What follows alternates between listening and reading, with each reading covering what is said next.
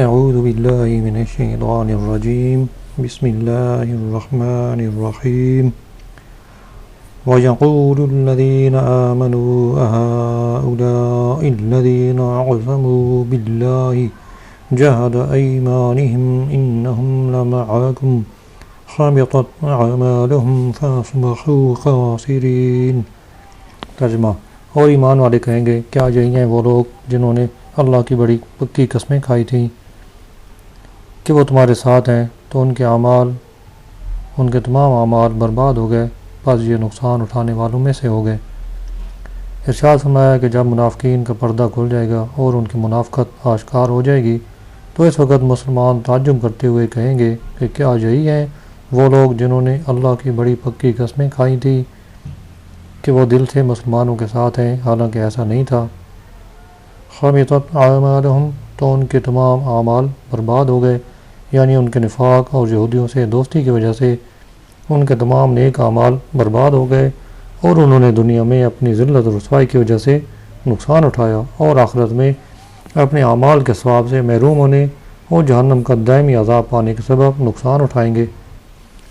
یا ایہا الذین آمنوا من یرتد منکم عن دینہ فسوف یأتی اللہ بقوم یحبهم ویحبونہ اذلۃ علی المؤمنین عزة على الكافرين يجاهدون في سبيل الله ولا يخافون لومة لائم ذلك فضل الله يؤتيه من يشاء والله واسع عليم۔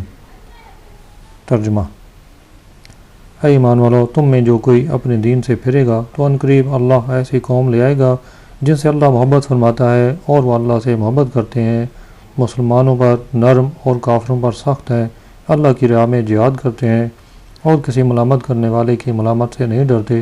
یہ اچھی سیرت اللہ کا فضل ہے، جسے چاہتا ہے عطا فرما دیتا ہے، اور اللہ وسعت والا علم والا ہے۔ کفار کے ساتھ دوستی، یاری اور محبت و قلبی تعلق چونکہ بعض اوقات بے دینی اور ارتداد کا سبب بن جاتا ہے، اس لیے کفار سے دوستی کی ممانعت کے بعد مرتدین کا ذکر فرمایا، اور مرتد ہونے سے پہلے لوگوں کے مرتد ہونے کی خبر دی، چنانچہ یہ خبر صحیح ثابت ہوئی اور بہت سے لوگ مرتد ہوئے۔ فسوف یأتی اللہ بقوم یحبهم، تو عنقریب اللہ ایسی قوم لے آئے گا جن سے اللہ محبت فرماتا ہے۔ ارشاد فرمایا، اے ایمان والو، تم میں سے اگر کچھ لوگ مرتد بھی ہو جائیں تو اللہ تعالیٰ کے پاکیزہ صفت بندے پھر بھی موجود ہوں گے اور وہ عظیم صفات کے حامل ہوں گے۔ اس آیت میں ان کی چند صفات بیان فرمائی گئی ہیں۔ نمبر 1، وہ اللہ تعالیٰ کے محبوب ہیں۔ نمبر 2، وہ اللہ سے محبت کرتے ہیں۔ نمبر 3، مسلمانوں کے ساتھ نرمی اور شفقت کا سلوک کرنے والے ہیں۔ نمبر 4، کافروں سے سختی سے پیش آنے والے ہیں۔ نمبر 5، رائے خدا کے مجاہد ہیں۔ نمبر 6، حق بیان کرنے میں کسی کی ملامت کی پرواہ نہیں کرتے، بلکہ حق گو اور حق گوئی میں بے باک ہیں۔ یہ صفات جن حضرات کی ہیں وہ کون ہیں؟ اس میں کئی اقوال ہیں۔ پہلا قول حضرت علی رضی اللہ عنہ، امام حسن بصری اور حضرت قتادہ رضی اللہ عنہ نے کہا کہ یہ حضرات سیدنا ابو بکر صدیق رضی اللہ عنہ اور ان کے وہ ساتھی ہیں جنہوں نے نبی کریم صلی اللہ علیہ وسلم کے بعد مرتد ہونے والوں اور زکوٰۃ کے منکروں سے جہاد کیا۔ نمبر 2، حضرت عیاض بن غنم اشعری رضی اللہ عنہ سے مروی ہے کہ جب یہ آیت نازل ہوئی تو سرکار دو عالم صلی اللہ علیہ وسلم نے حضرت ابو موسیٰ اشعری رضی اللہ عنہ کی نسبت فرمایا کہ یہ ان کی قوم ہے۔ نمبر 3، ایک قول یہ ہے کہ یہ لوگ اہل یمن ہیں جن کی تعریف بخاری اور مسلم کی حدیثوں میں آئی ہے۔ نمبر 4، مفسر صدی کا قول ہے کہ یہ لوگ انصار ہیں جنہوں نے تاجدار رسالت صلی اللہ علیہ وسلم کی خدمت کی۔ ان تمام اقوال میں کوئی اختلاف نہیں، کیونکہ بیان کردہ سب حضرات کا ان صفات کے ساتھ متصف ہونا صحیح ہے۔ اس آیت میں مسلمانوں کے سامنے ایک کامل مسلمان کا نمونہ بھی پیش کر دیا گیا کہ کامل مسلمان کیسا ہوتا ہے۔ ہمیں بھی ان بیان کردہ صفات کی روشنی میں اپنے اوپر غور کر لینا چاہیے۔ مسلمانوں کی خیر خواہی کے حوالے سے یہ واقعہ ایک عظیم مثال ہے۔ حضرت شیخ ابو عبداللہ خیاط رحمۃ اللہ علیہ کے پاس ایک آتش پرست کپڑے سلوا تھا اور ہر بار اجرت میں ایک کھوٹا سکہ دے جاتا۔ آپ رحمۃ اللہ علیہ اس کو لے لیتے۔ ایک بار آپ کی غیر موجودگی میں شاگرد نے آتش پرست سے ایک کھوٹا سکہ نہ لیا۔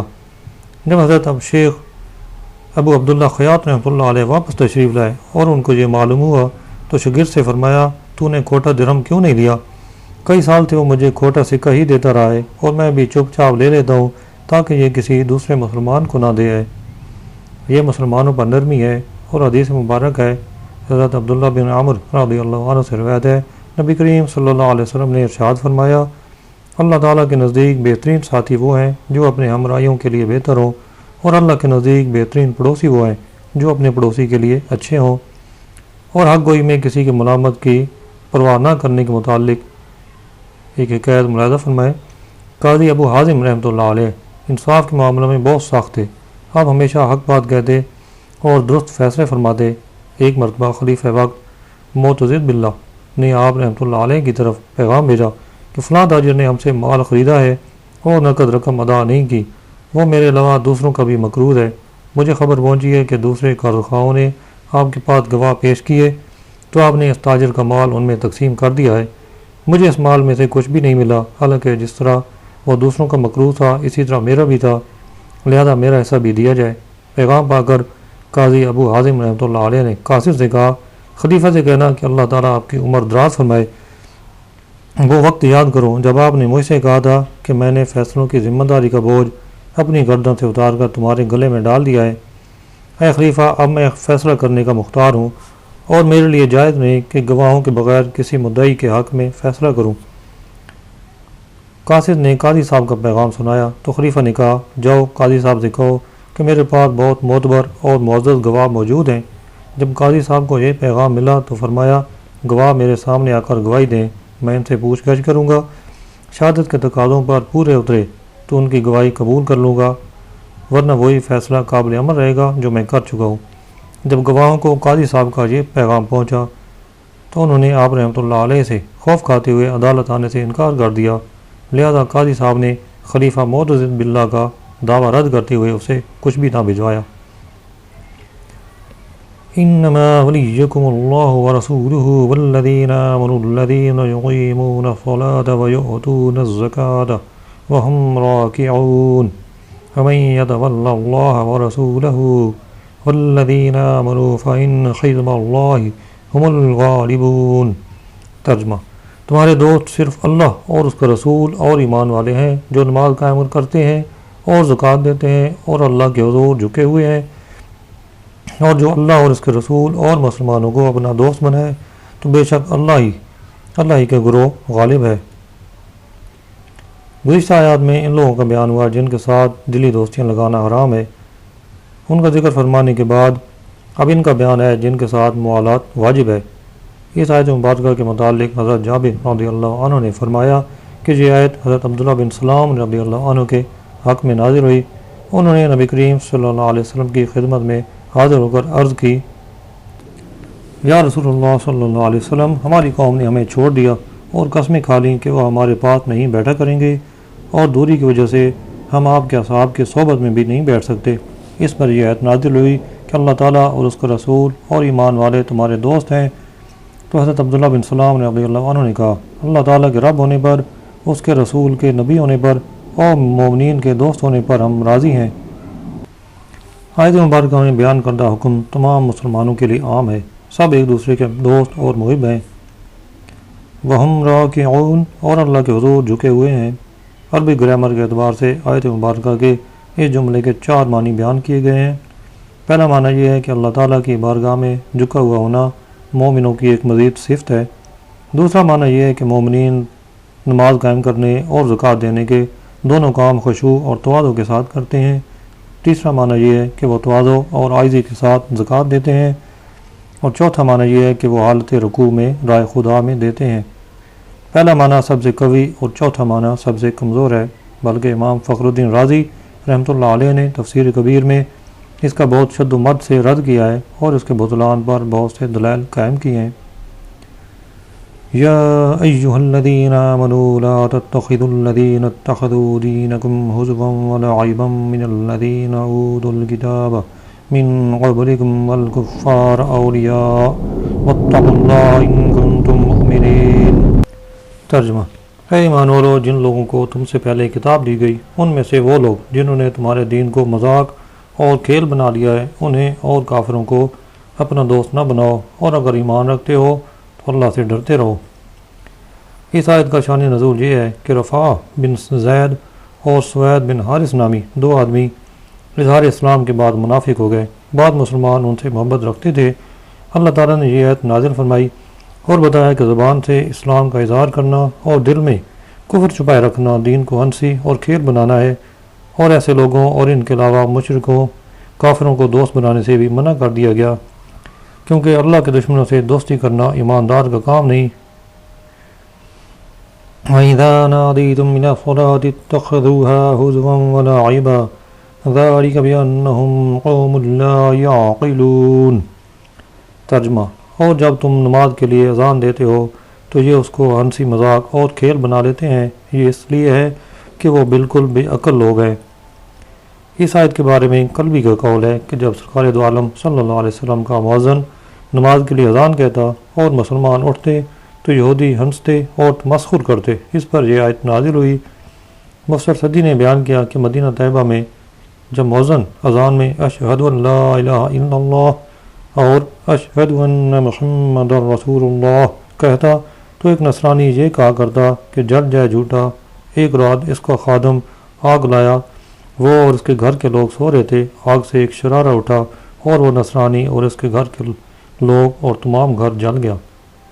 اس آیت سے 3 مسئلے معلوم ہوئے۔ نمبر 1، نماز پنجگانہ کے لیے اذان ہونی چاہیے، اذان کا ثبوت اس آیت سے بھی ہے۔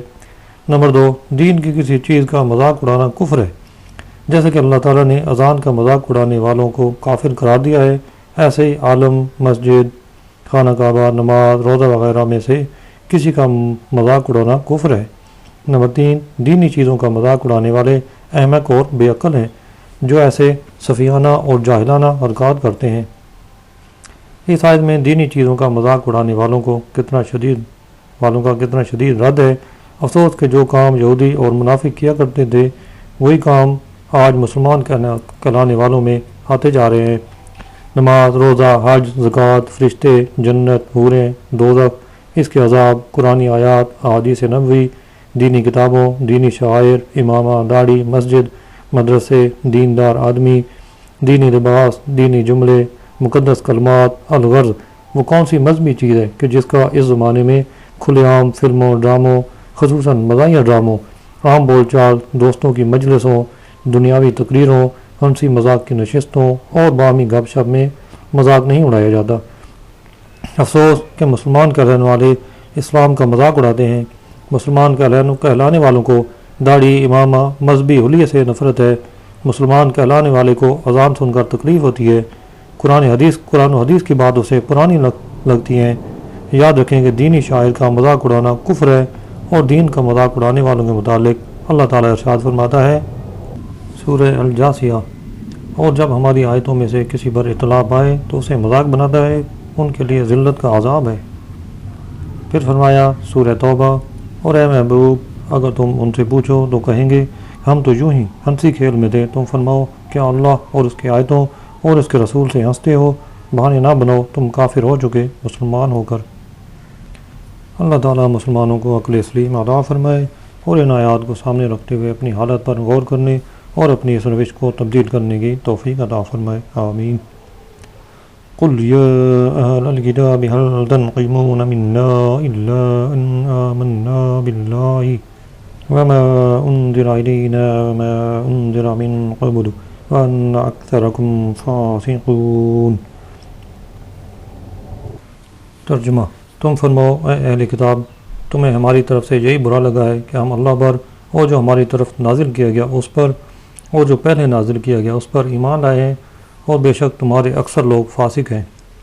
اس آیت کا شان نزول یہ ہے کہ یہودیوں کی ایک جماعت نے نبی کریم صلی اللہ علیہ وسلم سے دریافت فرمایا کہ آپ انبیاء علیہ السلام میں سے کس کس کو مانتے ہیں؟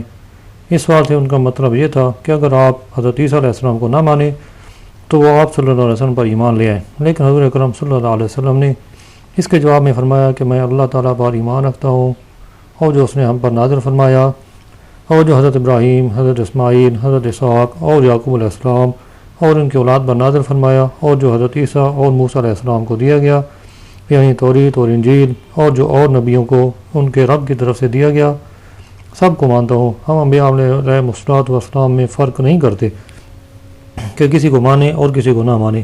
جب یہودیوں کو معلوم ہوا کہ آپ صلی اللہ علیہ وسلم حضرت عیسیٰ علیہ السلام کی نبوت کو بھی مانتے ہیں تو وہ آپ کی نبوت کے منکر ہو گئے اور کہنے لگے جو حضرت عیسیٰ علیہ السلام کو مانے ہم اس پر ایمان نہ لائیں گے۔ اس پر یہ آیت نازل ہوئی اور فرمایا گیا کہ اے کتابیوں ہم تمہارے تمام پیغمبروں اور تمہاری تمام کتابوں کو حق مانتے ہیں، تو کیا تمہیں یہی برا لگ رہا ہے اس چیز کی وجہ سے؟ تو تمہیں ہمارے ساتھ ہونا چاہیے نہ کہ ہمارے خلاف۔ قل هل انبئكم بشر من ذلك مثوبة عند الله من لعنه الله وغضب عليه وجعل منهم القردة والخنازير وعبد الطاغوت أولئك شر مكانا وأضل عن سواء السبيل۔ ترجمہ: اے محبوب تم فرماؤ کیا میں تمہیں وہ لوگ بتاؤں جو اللہ کے ہاں اس سے بدتر درجہ کے ہیں؟ یہ وہ ہیں جن پر اللہ نے لعنت کی اور ان پر غضب فرمایا اور ان میں سے بہت سے لوگوں کو بندر اور سور بنا دیا اور انہوں نے شیطان کی عبادت کی۔ یہ لوگ بدترین مقام والے اور سیدھے راستے سے سب سے زیادہ بھٹکے ہوئے ہیں۔ یہودیوں نے مسلمانوں سے کہا کہ تمہارے دین سے بدتر کوئی دین ہم نہیں جانتے۔ اس پر فرمایا گیا کہ مسلمانوں کو تو تم صرف اپنے بغض و کینہ اور دشمنی کی وجہ سے ہی برا کہتے ہو، جبکہ حقیقت میں اصل بدتر تو تم لوگ ہو، اور ذرا اپنے حالات دیکھ کر خود فیصلہ کر لو کہ تم اللہ تعالیٰ کے محبوب ہو یا مردود۔ پچھلے زمانے میں صورتیں تمہاری مسخ ہوئی، سور بندر تم بنائے گئے، بچڑے کو تم نے پوجا کیا، اللہ کی لعنت تم پر ہوئی، غضب الہی کے مستحق تم ہوئے، تو حقیقی بدنصیب اور بدتر تو تم ہو اور تم ہی بدترین مقام یعنی جہنم میں جاؤ گے۔ وَإِذَا جَاءُوكُمْ قَالُوا آمَنَّا وَقَدْ دَخَلُوا بِالْكُفْرِ وَهُمْ قَدْ خَرَجُوا بِهِ وَاللَّهُ أَعْلَمُ بِمَا كَانُوا يَكْتُمُونَ۔ ترجمہ: اور جب تمہارے پاس آتے ہیں تو کہتے ہیں ہم مسلمان ہیں، حالانکہ وہ آتے وقت بھی کافر تھے اور جاتے وقت بھی کافر ہی تھے، اور اللہ خوب جانتا ہے جو وہ چھپا رہے ہیں۔ یہ آیت یہودیوں کی ایک جماعت کے بارے میں نازل ہوئی جنہوں نے نبی کریم صلی اللہ علیہ وسلم کی خدمت میں حاضر ہو کر اپنے ایمان اور اخلاص کا اظہار کیا اور کفر و گمراہی کو چھپائے رکھا۔ اللہ تعالیٰ نے یہ آیت نازل فرما کر اپنے حبیب صلی اللہ علیہ وسلم کو ان کے حال کی خبر دی۔ منافق بد اعتقادی کے ساتھ آتے تھے تو جیسے آتے ویسے ہی جاتے، اور صحابہ عقیدت محبت کے ساتھ آتے تو فیض کے دریا سمیٹ کر جاتے تھے۔ اس سے معلوم ہوا کہ بد اعتقادی کے ساتھ کسی پاس جانے والا کبھی اس سے فیض نہیں اٹھا سکتا۔ وَتَرَى كَثِيرًا مِّنْهُمْ يُسَارِعُونَ فِي الْإِثْمِ وَالْعُدْوَانِ وَأَكْلِهِمُ السُّحْتِ لَبِئْسَ مَا كَانُوا يَعْمَلُونَ۔ ترجمہ: اور تم ان میں سے بہت سے لوگوں کو دیکھو گے کہ گناہ اور زیادتی اور حرام خوری کے کاموں میں دوڑے جاتے ہیں، بے شک یہ بہت ہی برے کام کرتے ہیں۔ یہاں یہودیوں کے بارے میں فرمایا گیا کہ تم ان یہودیوں کو دیکھو گے کہ گناہ اور زیادتی اور حرام خوری کے کاموں میں دوڑے جاتے ہیں۔ بعض مفسرین نے فرمایا کہ جہاں گناہ سے مراد توریت کے وہ آیات چھپانا ہے جن میں نبی کریم صلی اللہ علیہ وسلم کی عظمت و شان کا بیان تھا، اور زیادتی سے مراد توریت میں اپنی طرف سے بڑھا دینا ہے، اور حرام خوری سے مراد وہ رشوتیں ہیں جو یہ لے کر توریت کے احکام بدل دیتے تھے۔ ویسے اسم ہر گناہ اور نافرمانی کو شامل ہے، اور جہاں یہودیوں کی جو صفات بیان کی گئی ہیں ان پر غور کرنے کی حاجت ہے کہ ظاہری لفظی معنی کے اعتبار سے گناہ، زیادتی اور حرام خوری کے کاموں میں بھاگ کر جانا ان کی صفت بیان کی گئی ہے، لیکن اب ہمارے ہاں کتنے ایسے لوگ ہیں کہ نیکی کے کام میں تو تاخیر بلکہ ترک کریں گے، لیکن گناہ کے کام میں جلدی کریں گے، کسی کی مدد کرنے اور اسے ظلم سے بچانے میں کنی کترا کر گزر جائیں گے، لیکن ظلم و زیادتی میں اپنی قوم یا علاقے یا تحریک کے جھنڈے کے نیچے تعصب کے ساتھ موجود ہوں گے۔